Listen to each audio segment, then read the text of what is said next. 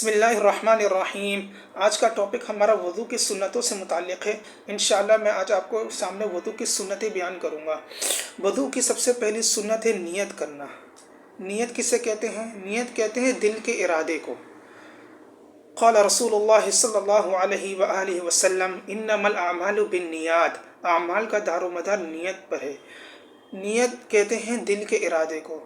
مطلب اگر کوئی شخص نماز کے لیے گھر سے نکلتا ہے، یعنی فجر کی نماز کے لیے بندہ گھر سے نکلا، تو فجر کی نماز کے لیے اس کا گھر سے نکلنا یہ اس کی نیت ہو گئی، کیونکہ جو بندہ فجر کی نماز کے لیے جب گھر سے نکلا تو اس کا ارادہ یہ تھا کہ میں نماز پڑھنے کے لیے جا رہا ہوں، تو اس کا نماز پڑھنے کے لیے جانا یہ اس کی نیت ہو گئی، زبان سے کہنے کی ضرورت نہیں، کیونکہ نیت جس دل کے ارادے کا نام ہے کہ دل میں آپ کی کیا نیت ہے۔ اسی طرح دوسری سنت ہے بسم اللہ پڑھنا۔ تیسری سنت دونوں ہاتھ 3 بار کلائیوں تک دھونا۔ چوتھی سنت 3 بار کلی کرنا۔ پانچویں سنت مسواک کرنا۔ چھٹی سنت 3 بار ناک میں پانی ڈالنا۔ ساتویں سنت داڑھی کا خلال کرنا۔ آٹھویں سنت ہاتھ پاؤں دونوں کا خلال کرنا۔ اسی طرح نویں سنت یہ ہے ہر عضو کو 3 مرتبہ دھونا۔ 10ویں سنت پورے سر کا مسح کرنا۔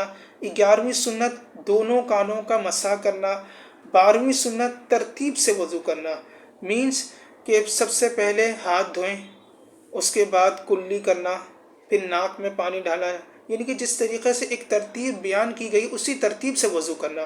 ایسا نہیں کرنا چاہیے کہ ہاتھ پہلے نہیں دھوئے، پاؤں پہلے دھو لیے، پاؤں دھونے کے بعد چہرہ دھو لیا، اس طریقے سے نہیں کرنا چاہیے بلکہ جو ترتیب بیان کی گئی اسی ترتیب سے وضو کرنا چاہیے۔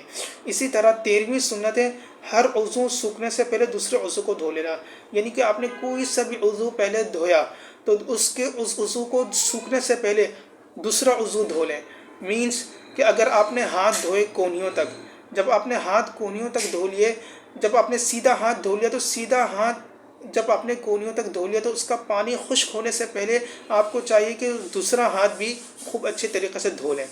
تو یہ کل ٹوٹل سنتیں تھیں وضو کی 13 جو یہاں بیان کرنا مقصود تھی۔ اللہ تبارک تعالیٰ سے دعا ہے کہ اللہ تبارک تعالیٰ ہمیں شریعت کے احکام کو خوب اچھے طریقے سے سمجھنے اور اس پر عمل پیرا ہو کر زندگی گزارنے کی توفیق عطا فرمائے۔ وآخر دعوانا الحمد للہ رب العالمین۔